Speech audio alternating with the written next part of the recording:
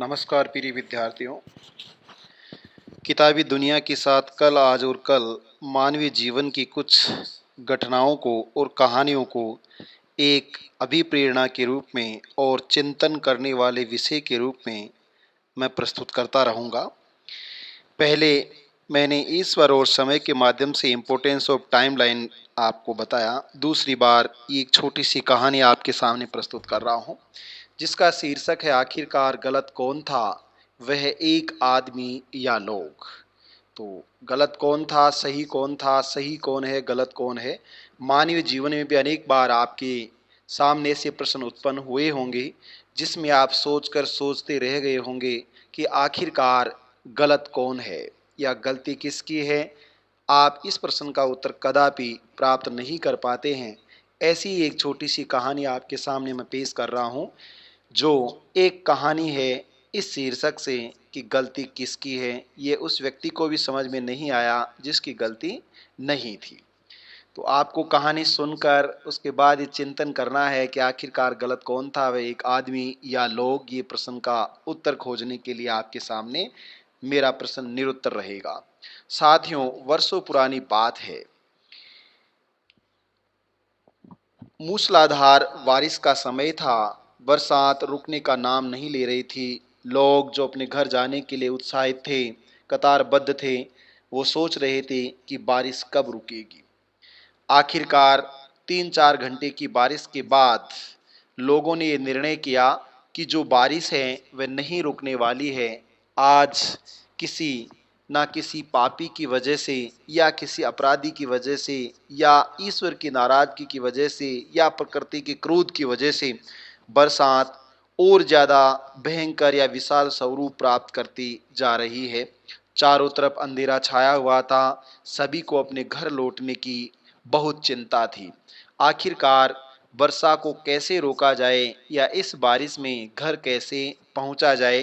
तो कुछ लोगों ने सोचा कि ये वर्षा किसी अपशकुन का प्रतीक है और इसका निदान हमें करना चाहिए। तो साथियों, जो लोग इस बारिश से बचने के लिए खड़े थे, भीग रहे थे, अपने घर लौटना चाहते थे, ऐसी ही चिंता और दुखद की इस घड़ी में, चिंतन की इस घड़ी में, पश्चाताप की इस घड़ी में, कठिनाई की इस घड़ी में ये सोचने लगे कि क्यों न एक कहानी का निर्माण किया जाए।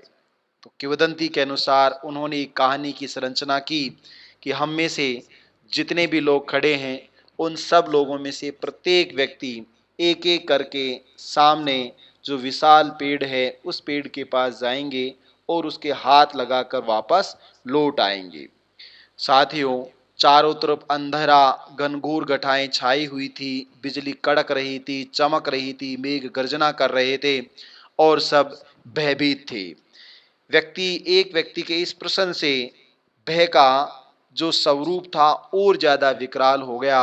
सब ये सोचने लगे कि क्या पता जैसे ही वो पेड़ के पास जाएं और हाथ लगाएं तो जो आकाशीय बिजली है वह उनके ऊपर गिर जाएगी। सब लोग डर डर के एक एक करके पेड़ के पास जाने लगे और हाथ लगाने लगे। प्रत्येक व्यक्ति जाता और पेड़ को स्पर्श करके वापस लौट आता। कुछ लोगों का ये मानना था कि अगर कोई व्यक्ति अपराधी है तो उस पर बिजली गिरेगी और बिजली गिरने के बाद यह बारिश रुक जाएगी और इंद्रदेव प्रसन्न हो जाएंगे। साथियों, सबने ऐसे सोचा। धीरे धीरे वो जाने लगे और हाथ लगाकर वापस लौटने लगे।